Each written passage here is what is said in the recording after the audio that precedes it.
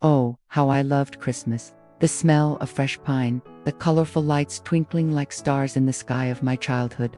Every December turned into a magical tale in the hands of a young girl like me, captivated by every detail. As far back as I can remember, this time of year always brought a special warmth to my heart.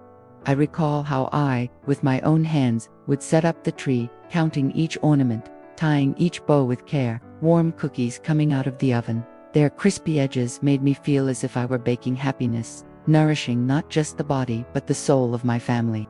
On the last Christmas I lived before everything changed. I stripped away all expectation. Just like every year, I woke at dawn with a smile on my face, wearing my red dress, my favorite bit. It was almost an armor, a way to remind myself of the joy I used to feel. I lit the lights on the tree, hoping their sparks would illuminate not only the room but also the heart of everyone who passed through the door. But that day was shrouded in a cloud of loneliness. The house, normally vibrant and full of laughter, now felt like an empty shell. It was so quiet that I could hear the blender of nostalgia beating against the walls of reality. I directed a hopeful gaze out the window, waiting to catch sight of a familiar car, a warm gathering of family, a phone call, a message of any kind, but nothing.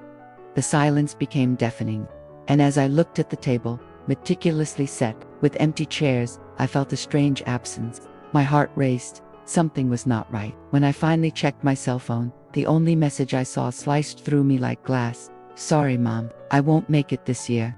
Just 10 words, but they echoed within me like 1,000 shouts of abandonment. My heart tightened, and a wave of sadness rose in my throat. How could no one come? Where were my children, my grandchildren? I thought Christmas was a time for togetherness, for love, for being together.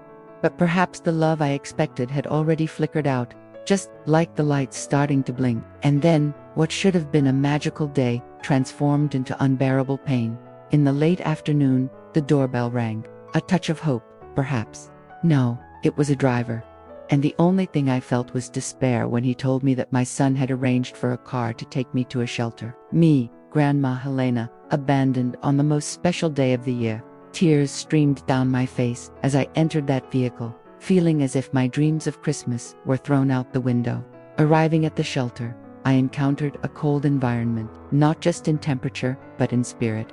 The smell of despondency filled the air, while other women wept, lost in their own sadness.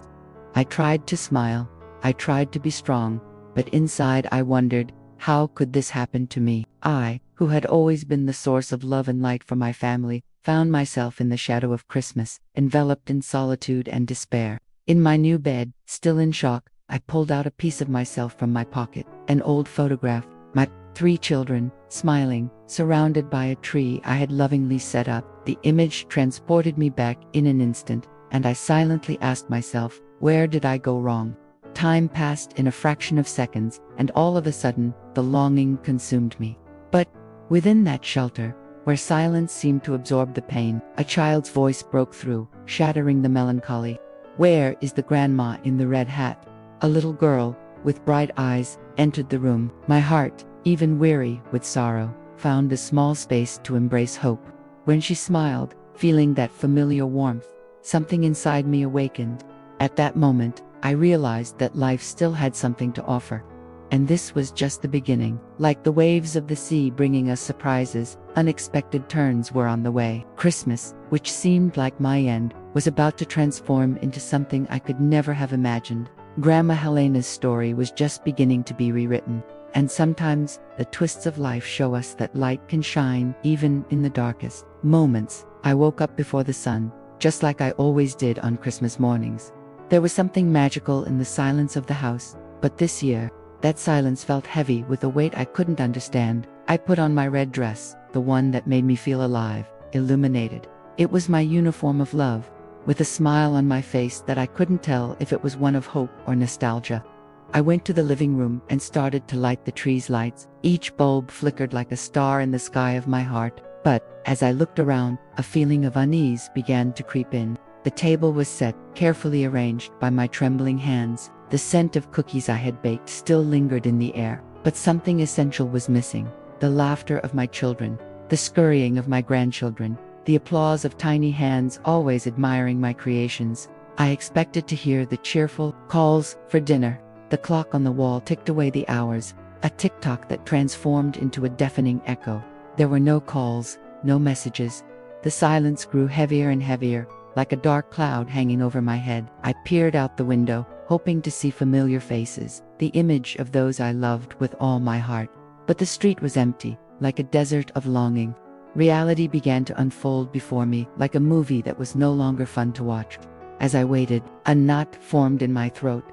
An inexplicable anguish flooded over me. Christmas, which had once been a vibrant event, was transforming into a moment of overwhelming loneliness. It was then that I realized something was very wrong. The feeling that I no longer belonged to that happy world, to the warmth and affection that once surrounded me, started to spread throughout my being. Each passing minute without anyone showing up accused me, as if I had failed in some way. Where were they? What had happened to the plans we had made together? The emptiness in my heart felt like one less chair at the table, an absence that could not be replaced. The tree lights, which once brought joy and warmth, now seemed to mock my reality. I decided to check my cell phone, as if it could be a refuge. With trembling hands, I opened the screen and saw a single message. "Sorry, Mom, I won't make it this year." Rest assured that those words cut deeper than any knife. Just 10 words. Yet the pain they caused felt like 1,000 deafening silences. How could there be no call, not even a hug? Christmas, for me, was transforming into a kind of desolation I never imagined experiencing. The feeling of abandonment began to settle in, like an uninvited guest that had become part of my life. Crying felt like a weakness, but there was no way to stop the tears from streaming down my face. I looked at the table, which had been set with so much love, but now reflected the heaviness of sadness in my heart. The lament of missing company turned into a silent scream in my essence. Christmas, once a celebration, had become a brutal reminder of my solitude. And so, gazing at those flickering lights, a thought whispered within me. What happened to the family I created, the one I nurtured with love and care? What I didn't know yet was that day. The day when the table was empty and the silence was deafening, was just the beginning of a journey that would change everything. For what followed would be unexpected, and as painful as that moment was, there was something ahead, a light hidden amidst the darkness, a promise that Christmas could still be reborn with new meaning. Little did I know that fate had more surprises in store for me, and the true story was just beginning to be written. The morning noise was inviting, but to me, everything felt distant. I got up as usual, following my routine with care. I made the coffee, and its rich aroma filled the house, reminding me of the absence. The table was immaculate, with the white tablecloth neatly stretched, and the plates arranged just so. It was a ritual I had always celebrated with my family, but as I looked at the somewhat empty space at the table, a chill took hold of my heart. When I sat on the sofa, still bundled up against the cool morning, I couldn't resist the urge to check my cell phone. What initially seemed a natural gesture turned into an exercise in courage. My heart raced as the screen lit up for me, almost as if it were anxiously waiting to reveal the secrets it held. And, in fact, only one message appeared. Upon reading it, my world shattered into 1,000 pieces. "Sorry, Mom, I won't make it this year." Just 10 words, but they hurt more than 1,000 silences. The pain settled in my chest like a cold blade, cutting through the layer of hope I had built. I had hoped to see, feel, hear my son and daughter and the laughter of my grandchildren echoing through the house. But now, that felt like a distant dream, a mere echo of what once had been so real. In that fraction of a second, I traveled through a sea of memories. I remember the first time I prepared a Christmas dinner for my family. The laughter, the playful banter, each herb I used felt magical, and everything had its place. My home was a refuge, a warm and loving space. How could I have come to the point of being a shadow of what I once was? The images of contagious joy were replaced by a vacuum that felt premeditated. The message replayed in my mind, challenging each warm memory. It was like a devastating storm, sweeping away all that remained of that holiday spirit within me. I had always been an understanding mother, but in that moment, understanding mixed with the bitterness of solitude. Why weren't they coming? An unspoken guilt swept over me. Something inside wondered if I had failed to be the mother they needed, the grandmother they deserved. The silence that followed was deafening. I looked out the window, hoping the movement in the street would distract me. but all I saw were empty shadows. Christmas had become the loneliest day of my life. The lights on the tree flickered, but they didn't offer the glow that once brought happiness. Emotions settled like a weight on my chest, a cruel reminder of what I had lost. I decided to get up and prepare the cookies that had always been part of our traditions. The sweet aroma brought a slight comfort, like a warm embrace. But even while shaping the dough, tears rolled down my cheeks. I felt each drop as a reminder of the love I still held, even if it was no longer shared. The feeling of hope and sadness intertwined. I knew something needed to change, something within me had to awaken. Christmas could not be just a day of pain and loneliness. Deep in my soul, there was a glimmer of faith that resisted everything. It wouldn't be easy, but I was determined to find some form of joy, even at an empty table. And so, while the cookies baked in the oven, a new idea began to sprout in my mind. What could I do to transform this day so it wouldn't just be a memory of sadness? Who might need me? The echoes of my grandchildren still resonated in my mind, and a burning desire to rekindle that spirit of togetherness began to grow. The story of my Christmas was far from over. What was to come could be an opportunity to renew bonds, to transform loneliness into something positive, a sign that love never dies, even in distance. It was time to lift my head, ignite hope, and discover a new path. The message that initially seemed so cold might just be an invitation to something more. The sun was beginning to set, painting the sky a soft orange, but the light coming through my window no longer warmed my heart. In the late afternoon, the doorbell rang, and I, filled with hope, went to the door, imagining it might be one of my children, or perhaps my grandchildren, running to give me a tight hug.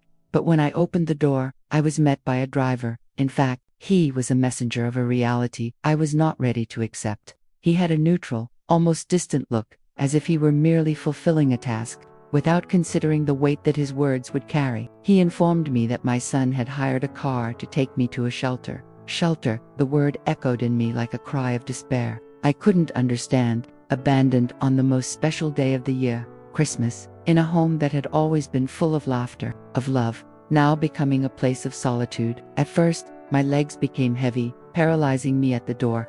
I was wearing my red dress, the one that always made me feel special, but now it seemed just a cruel reminder of what I had lost. How could this be happening? A wave of confusion washed over me. Memories rushed through my mind like an old movie, bringing images of a time when family gathered, when love flowed freely. I had spent the last few days preparing everything for that Christmas. Cookies, garlands, the tree we always decorated together. I held within me an unwavering faith that everyone would be there, that laughter would fill the house. Now, it became clear that I had been mistaken. This driver, who seemed so indifferent, was about to take me to a place where everything I knew would disappear, where loneliness would become my only companion. Silence settled in, and warm tears began to trickle down my face. I felt a sharp pain, the sorrow of an abandonment without explanation. I had given everything of myself to my family, every sacrifice, every act of love, and now they were leaving me behind as if I were a worn-out trinket, of no value, merely a burden. This thought, more than any other, hurt me deeply. It was the first time I truly grasped the fragility of my position. "I can't go. I don't want to go," I cried, though I knew this wouldn't change anything. The driver's body didn't move. He simply waited, as if expecting the inevitable. Each second felt like an eternity. Christmas, which had once been a celebration of togetherness, had become a symbol of my isolation. The lights on the tree in the living room flickered like a mocking smirk, while I found myself trapped in a reality of abandonment and despair. Yet, in that moment of pain, a small spark of resistance began to glow within me. I wanted to believe there was a way out, that there was something more beyond those walls, that love could somehow find its way back. What if my children weren't abandoning me? What if there was something I didn't understand, a reason behind this change? This doubt became an anchor amid the emotional turmoil. I took one last look at my home, the home that had always been a sanctuary, and a new impulse awakened within me. I could not allow them to take me without a fight. What would come next? As the fear of the unknown gripped me, there was a deep desire to discover if life still held any chance of joy and reunion.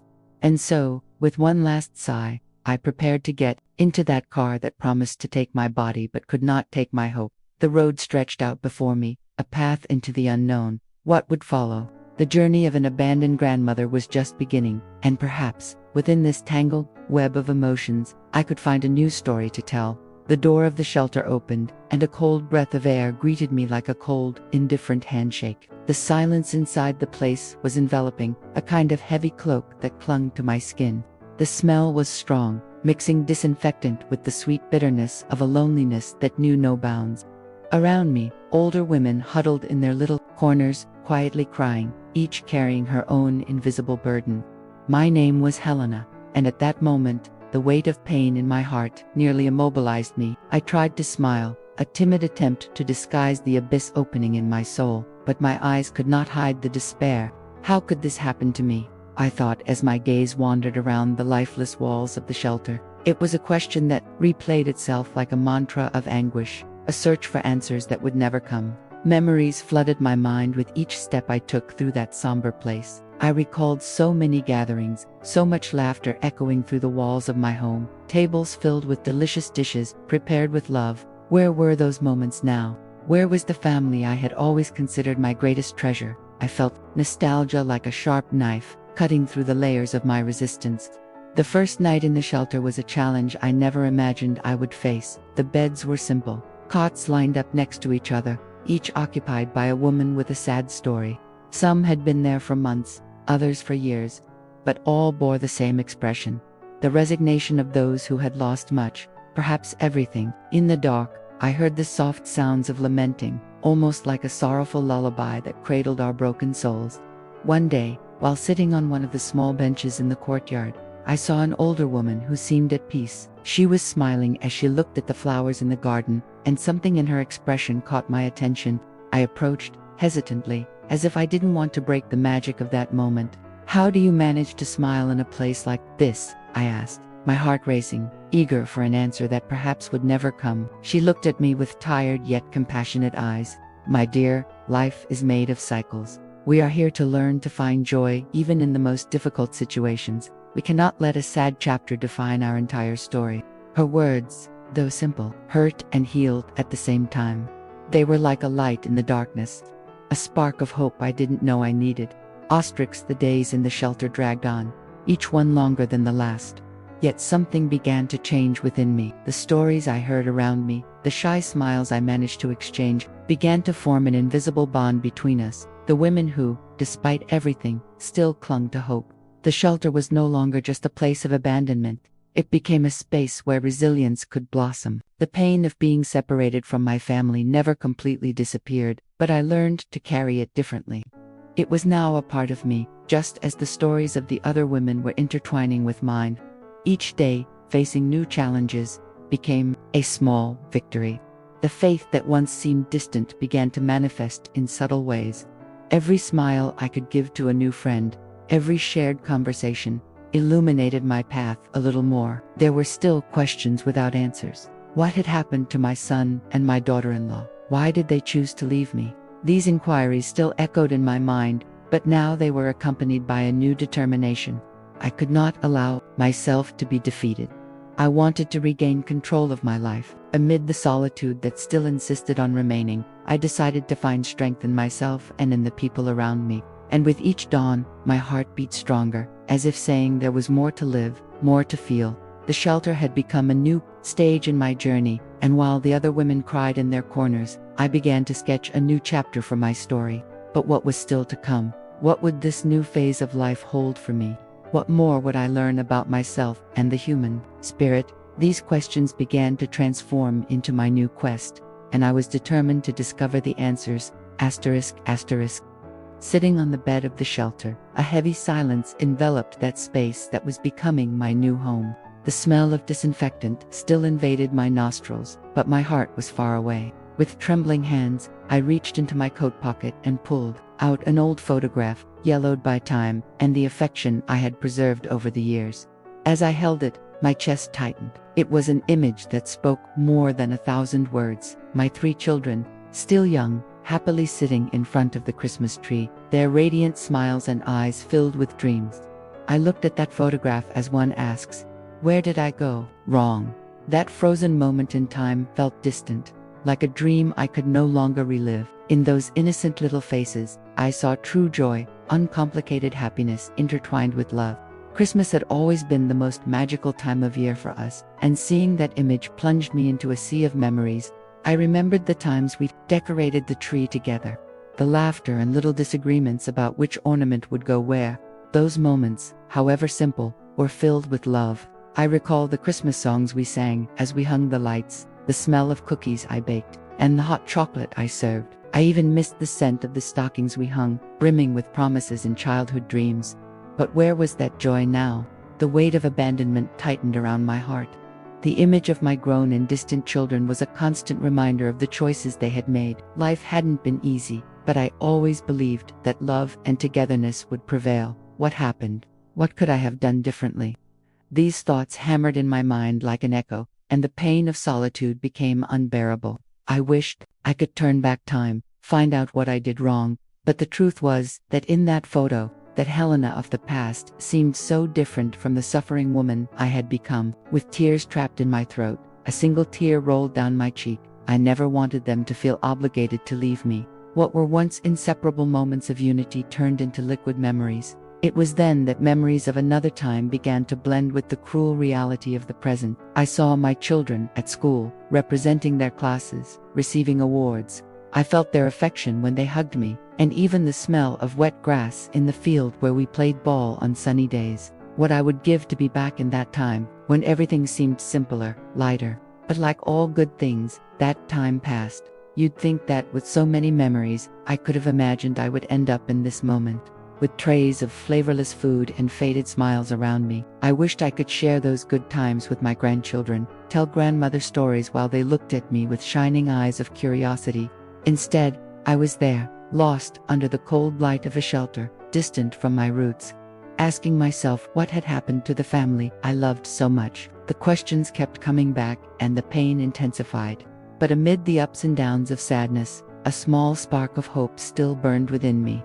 After all, if I had made it this far, maybe there was a path ahead. Hope was all I had, and somehow, I wanted to reconnect with that love.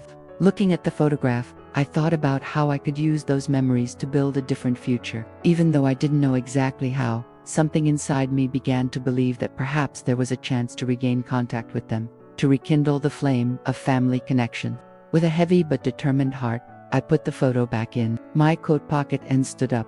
The lights in the shelter room flickered in the moonlight, and amidst my emotional turmoil, I knew that a new journey was about to unfold. What would happen next? I had to find a way to reconnect with those I loved, even if the starting point was a simple photo in the pocket of my coat. The future, well, it was all waiting for me. I was sitting, lost in my thoughts, when the silence of the shelter was interrupted by a child's voice echoing down the corridor. "Where's the grandma in the red hat?" Those delicate words pierced my heart like an arrow, a sudden reminder of who I was, of who I used to be. A shiver ran through my body. Was the child looking for me? Me, the grandma, the one who had always been a safe harbor, someone who spread love and affection.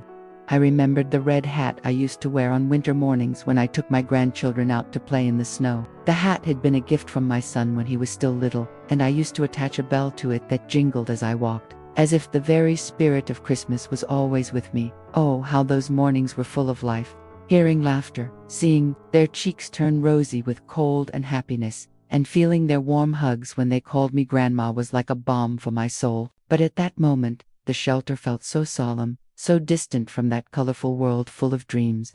I was no longer just the grandma in the red hat.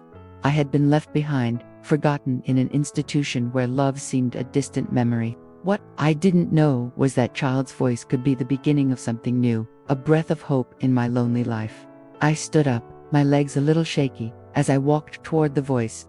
My heart raced, mixing expectation and anxiety. As I opened the door, I came face to face with a small girl with golden hair and a curious gaze that lit up the dark corridor. She looked so fragile, yet at the same time, there was a strength emanating from her, as if she were determined to find what she was looking for. "You're the grandma in the red hat, aren't you?" The question was simple but filled with meaning.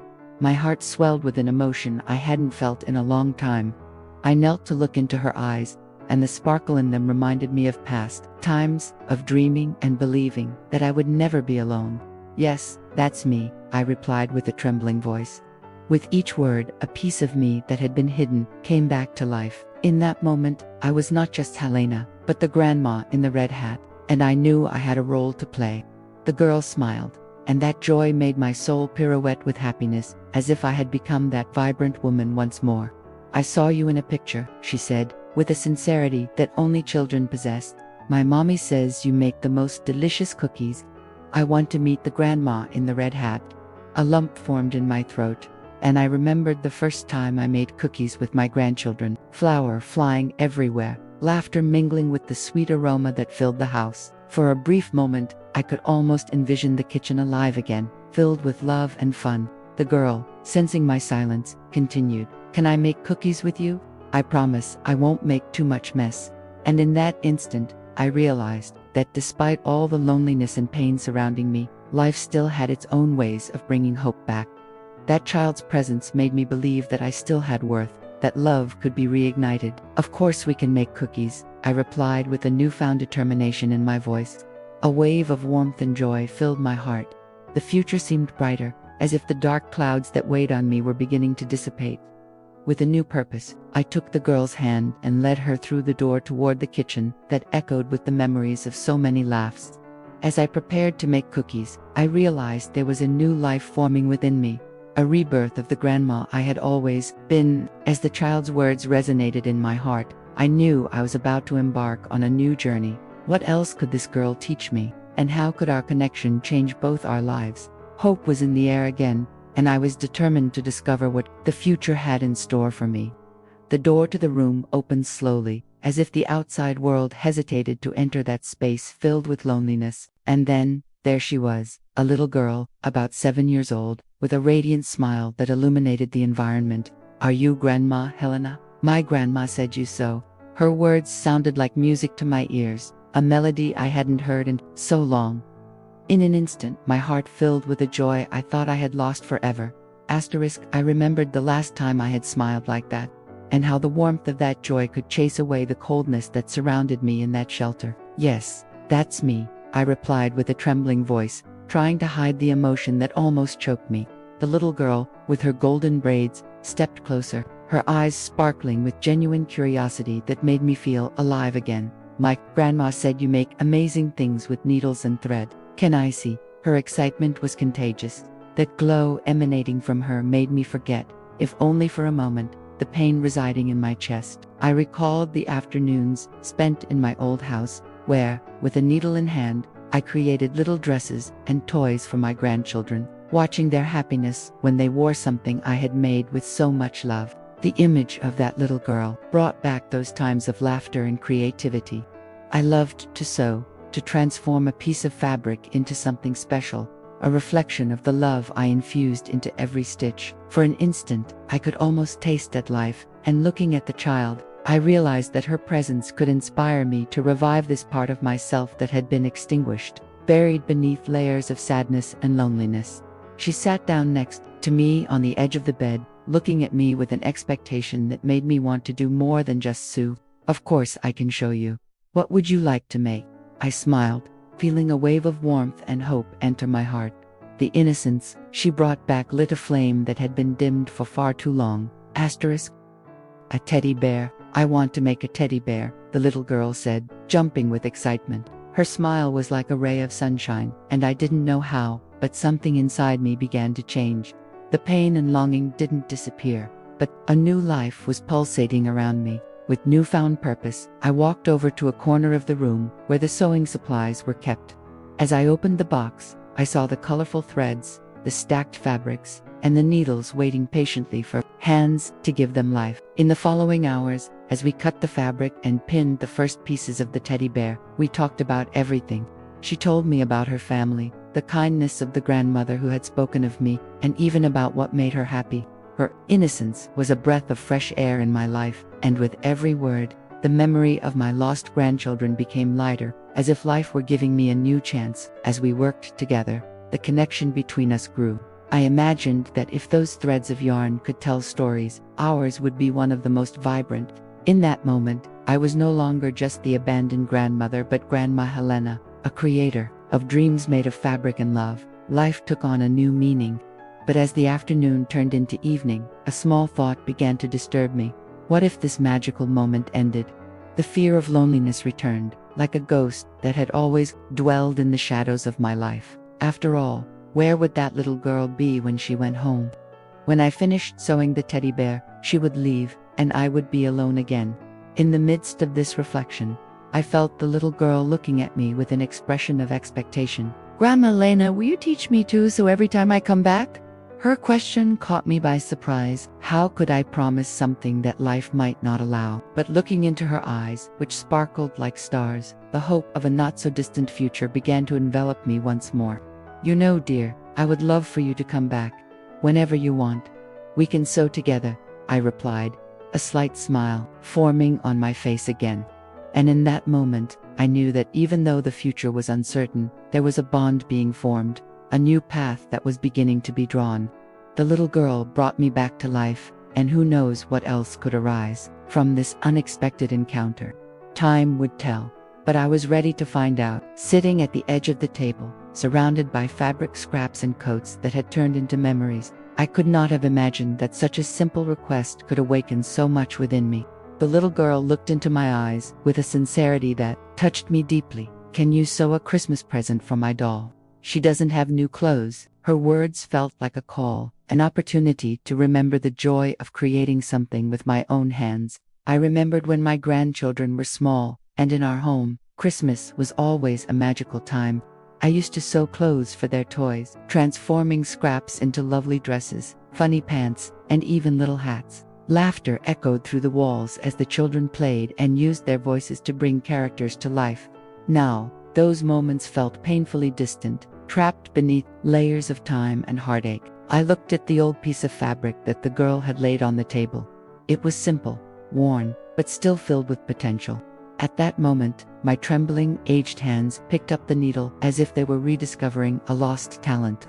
Feeling that object between my fingers brought a wave of nostalgia that made my spirit resonate. The smell of the thread, the touch of the fabric, everything was a summons back to life. "Your doll will be the prettiest on Christmas," I promised with a smile, trying to hide the emotion that was about to spill over. The little girl beamed, her eyes lighting up at the prospect of a gift. And in that moment, I was no longer just sewing a dress. I was rescuing a part of myself that had been forgotten, a part that, even marked by abandonment and loneliness, still yearned to give love, to create, and to share. I began to trace the pattern on the fabric, imagining how the dress would look. Each stitch I made seemed to bring back the memory of sunlit afternoons when my grandchildren had bounced around me, asking for new clothes for their dolls and toy heroes. Each line, each prick of the needle was like an echo of my past life, of the smiles I had sewn into every piece that flowed from my hands. As we worked, the little girl watched attentively, amazed at how the shapes began to take life in the fabric. She asked curious questions and talked about her doll as if it were a best friend, full of stories I loved to hear. The connection created a subtle bond, an exchange between generations that I hadn't realized I had missed so dearly. My hands moved, and with each motion, I felt a rising warmth inside me. In that simple act of sewing, a spark of hope began to glow, warming the coldness that had inhabited my lonely days. What could seem like a banal activity had become a form of love, not just for the doll, but for myself. It was life beating again in my chest, a rhythm I had almost forgotten.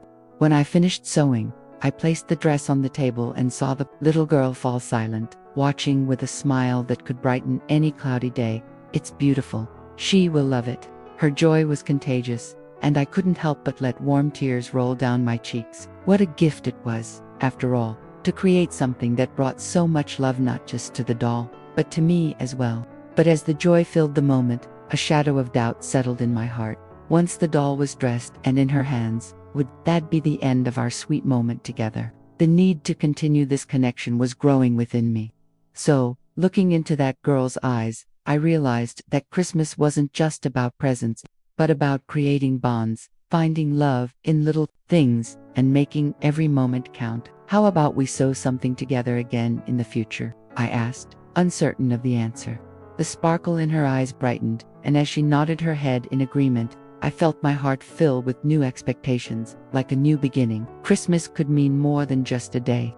It could be the start of a beautiful friendship. And as the daylight began to fade, feeling that new warmth in my chest, I realized our meeting was just the beginning of something greater. What else could the future hold for us? What other stories and memories would we have to sew together in the weeks to come? Hope began to sprout again, and I was ready to discover what it would be like, sitting at that old wooden table, surrounded by fabric scraps, waiting to be transformed into something beautiful. Life felt too quiet. It had been a long time since joy had hidden itself within me, like a shadow that refused to leave the place it inhabited. But on this day, something changed. Sewing had always been my passion. As my trembling hands held the needle and thread, I began to remember how this simple act was a way for me to express myself, to escape the weight of the loneliness that surrounded me. All my years of life were there, in every stitch of fabric, in every piece I had collected. I remembered the afternoons I spent sewing clothes for my grandchildren, their smiles when they opened a gift from me. Their excitement in their eyes was a kind of joy the first longed to relive. And on that morning, the memory of them took me to a place where pain and longing mingled, transforming into something deeper. As I worked, the sound of the needle piercing and pulling through the fabric calmed my thoughts. I felt as if I were reconstructing myself, stitch by stitch. With each strand securing itself to the fabric, I left behind a bit of my suffering. Each project started with a simple piece of cloth, and so it was with my life. I was a tangle of experiences, threads, crossing in unexpected directions. I thought about how relentless time had been. My children's visits had become less frequent, more empty each time. The memories of the smiles that filled my home turned to echoes of yearning. I lived in a place that should have been a home, but had turned into a shelter of solitude. Loneliness was a cunning thief.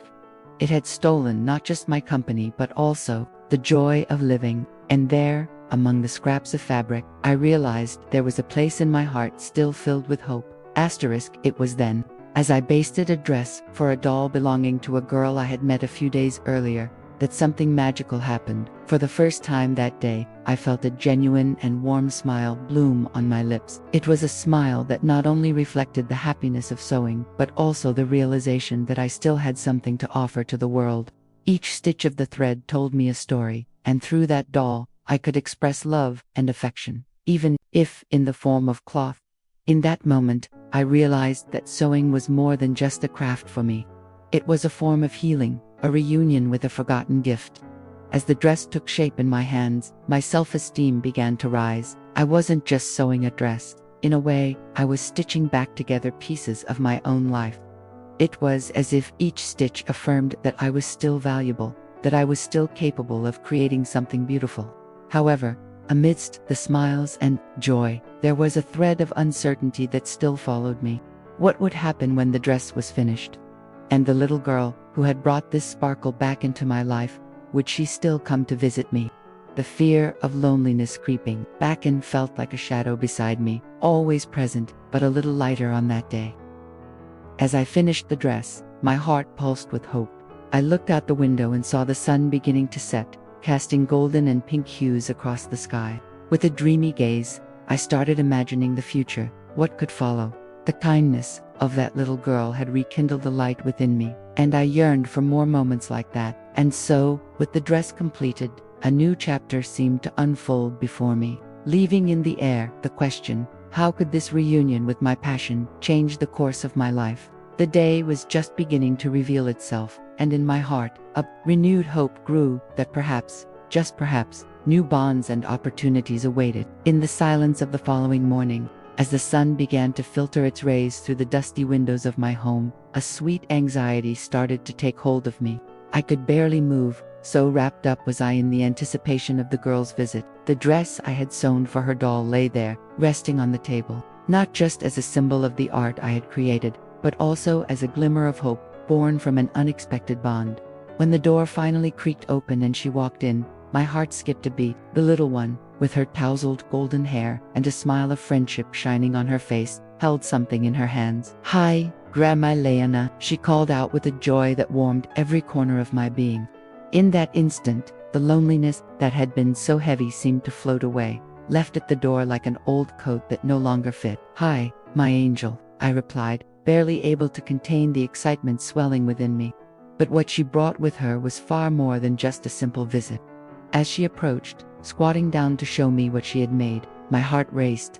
It was a drawing, a vibrant scribble that told a story only that child could narrate. On the paper was a representation of the two of us, me, as a loving figure, smiling, and her, with a doll in her arms. "You are my heart, Grandma, now," she said with a melodic voice, and I felt as if the whole world had stopped in that moment. Her words touched something deep within me, a part that had been wounded and forgotten. Without warning, tears began to flow down my face, but they were not tears of sadness, they were tears of gratitude, an outpouring of emotion, like a torrent finally freed from its dam. That gift, so simple and pure, held a weight I could never have imagined.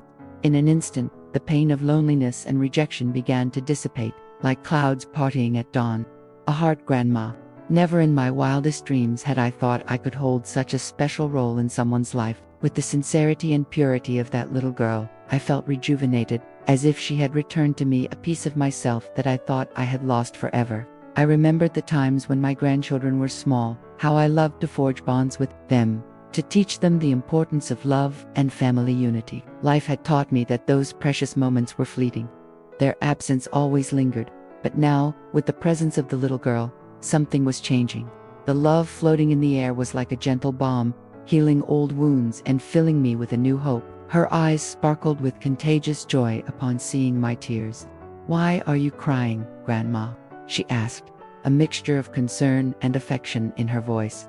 I hugged her tightly, pulling her close, feeling the innocent warmth of a child who had no idea of the impact she was having on my life. "These are tears of happiness, my dear," I said, as her astonished expression melted into a smile. "You have made me very happy." We sat together at the table, surrounded by fabric scraps and memories. I began to tell her the stories behind each piece of cloth, how a certain fabric had been part of the curtains in my house, how another had been part of the dress I made for my granddaughter on her birthday. The words flowed from me so easily, as if the language of sewing and memories was an invisible thread uniting us. That day held a brilliance like never before. The Christmas gift I hadn't expected was more than just a drawing. It was the promise of new beginnings, of a connection that could grow into something extraordinary. With each story I told, I tied another knot, not only in my life but in the life of the little girl. What else could arise from this unusual friendship? I wondered, a mix of anxiety and excitement. As the afternoon unfolded and the sun began to set, I knew this was just the beginning. What more could I create? What new memories would we have to sew together? The echo of the happiness that filled our moment promised that something beautiful was about to bloom. And so, with my heart full of new expectations, I prepared myself for what the future still held in store for us. When life seems to have faded away, sometimes a small gesture can reignite the flame that makes us feel alive again. Thus began my story of transformation. An unexpected journey that started the moment the little girl called me Grandma of the Heart. Until then, I was just Helena, an abandoned grandma, surrounded by four walls and loneliness. But little by little, the echo of joy and friendship began to bubble up again. Soon after that magical day, the caregivers at the shelter began to share the story of the sewing grandma and the little girl with other elderly residents. It was as if something within me was awakening, something I thought had been asleep forever. Gradually, my name spread through the corridors of the shelter, like a gentle breeze carrying the scents of the fields far away. They spoke of my skill, of how I had brought joy to that little girl with a simple doll dress. I began receiving visits from other residents, each with their own stories, wishes, and memories. What I didn't know was that there were other hearts as lonely as mine. "I need a new pair of socks," said Mrs. Rosa, her eyes shining as she recalled the days she used to sew. "And I would like you to help me make a cover for my blanket," Mr. Manuel shyly requested, with a gentle smile. With each request, a current of hope settled within me. The sewing room, which had once been just a forgotten corner of the house, transformed into a gathering place, a space where stories entered and exited, where memories were shared, like pieces of fabric ready to be sewn into something new. I could hardly believe how sewing, which had been merely a personal passion, had become a bridge between me and those other elderly people around me. Each time someone knocked on my door asking for help, my heart warmed. There, I was no longer just an old woman, forgotten. I was a craftswoman, a storyteller, a grandma who had the power to transform longing into something beautiful. By sewing for them, I was also stitching together parts of my own life. We talked about our children, about the grandchildren we rarely saw, and this exchange made the act of creating even more meaningful.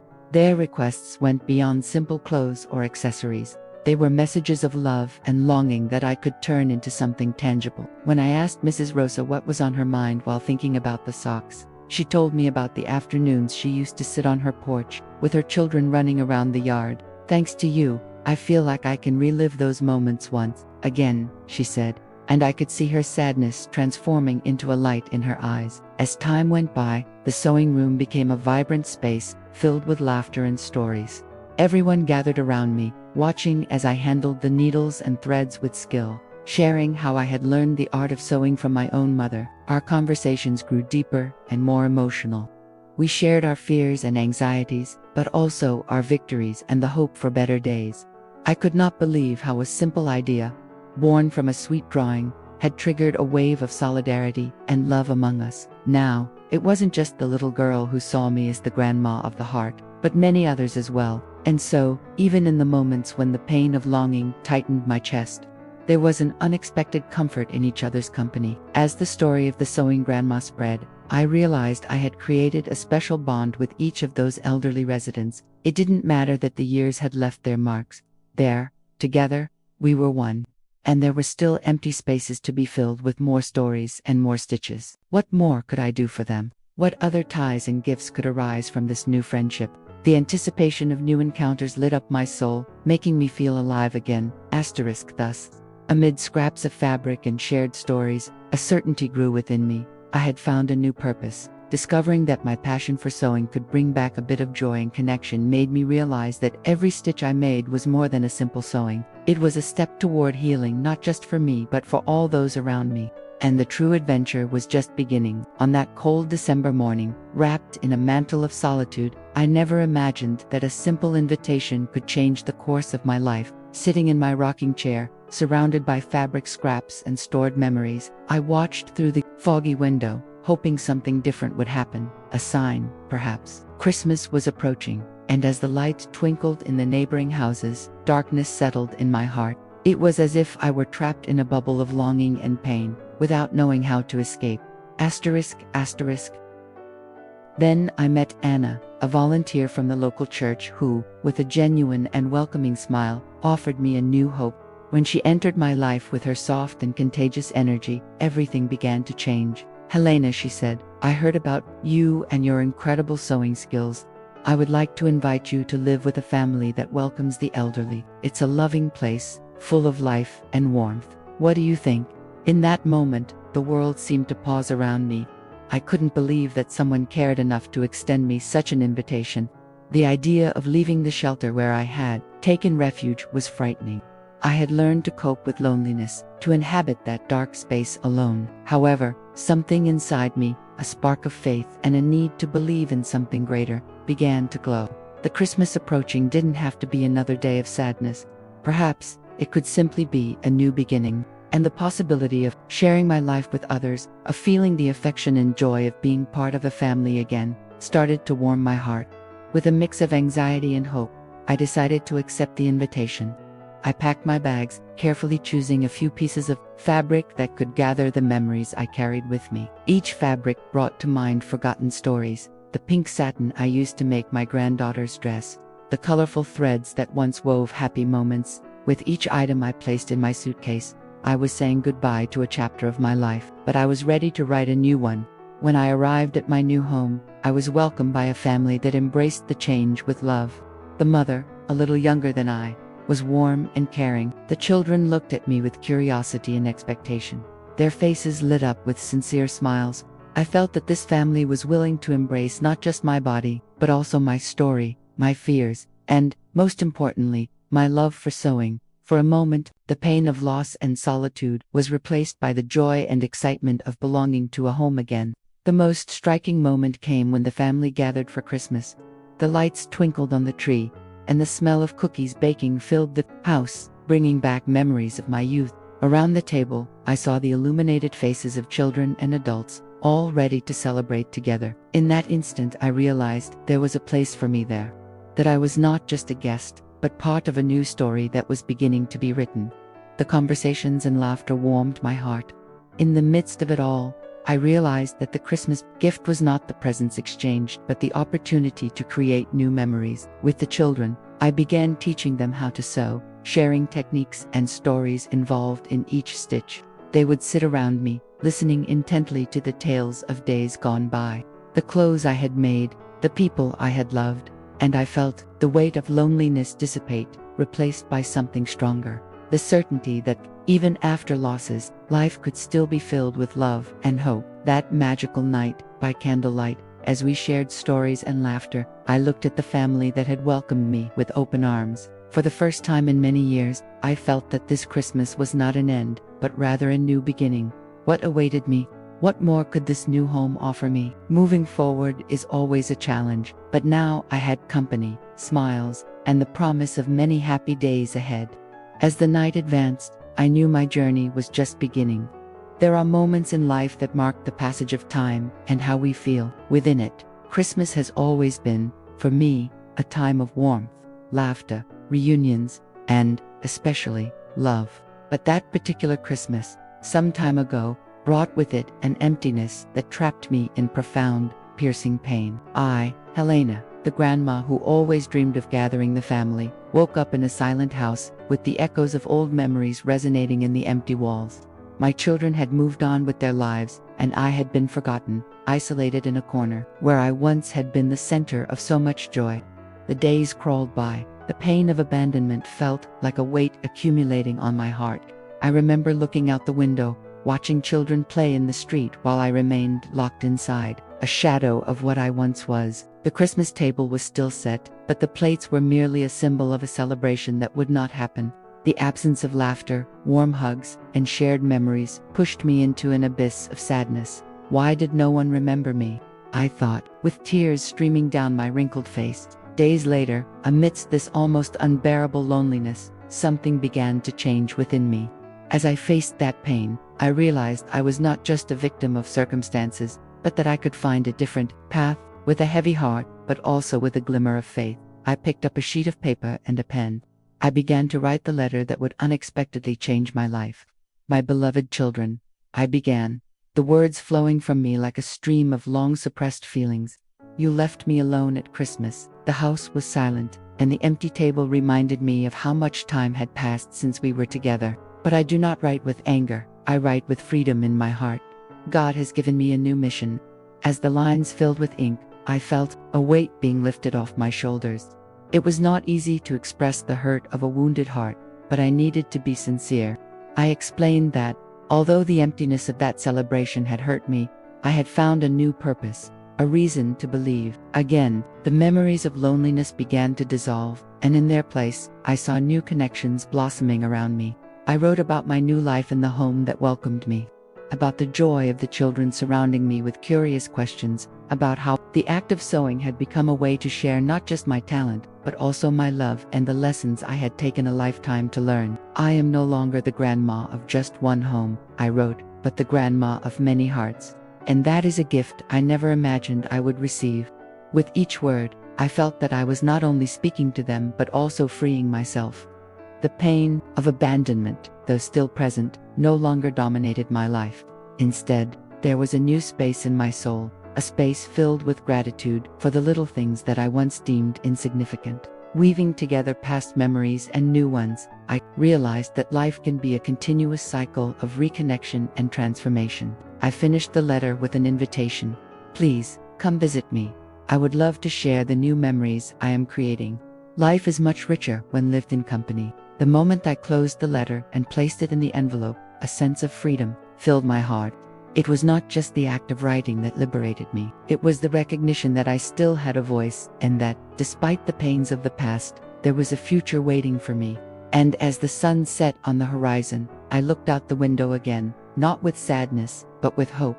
What more could happen? Now that I had found the strength to open up, to connect, to invite my children to be part of this new journey, I could hardly imagine. But I knew that, regardless of what would happen next, I was ready to embrace each new moment. Life, after all, is made of cycles, and this one was just beginning. Sometimes, so unexpectedly, life offers us a new chapter, like the sun breaking through after a long and cold storm. I am Helena, and for a long time, I carried the heavy shadow of being the abandoned grandma, forgotten in a corner of the world, far from the arms of my children and the smiles of my grandchildren.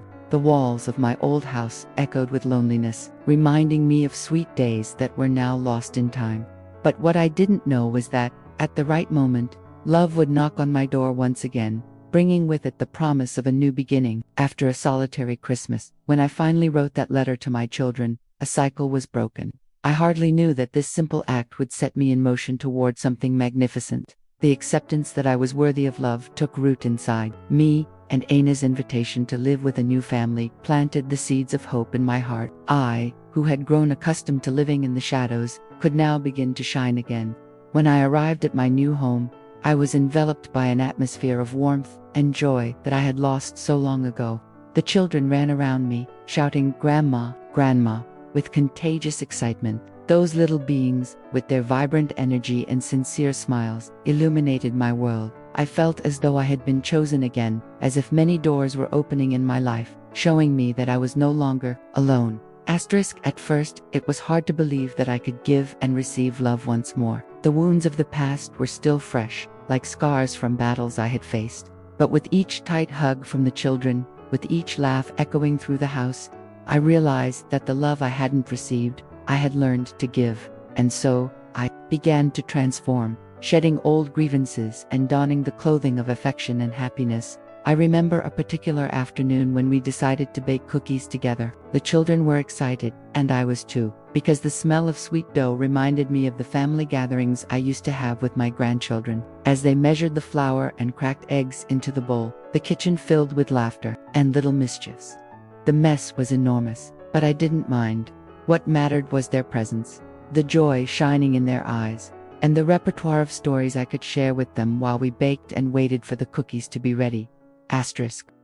When the cookies were finally baked, and the house wafted that delightful aroma, we sat at the table, and I looked at those children. It was then that I realized the transformation was complete. From abandoned grandma, I was now the chosen grandma. The house that once seemed so empty was now a home filled with laughter, games, and abundant love. Weeks passed, and the feeling of belonging solidified in my heart. The children shared their fears, their hopes, their dreams with me. I listened attentively, filled with gratitude for being chosen to be a part of their lives. Every small moment we shared was an invaluable gift, and my soul filled with joy with each story that reached me. More than just living, I began teaching the children the art of knitting and crocheting, passing down the traditions that were once mine.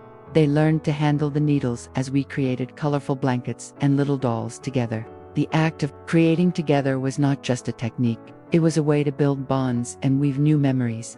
In that process, I discovered that the more love I gave, the more love I received.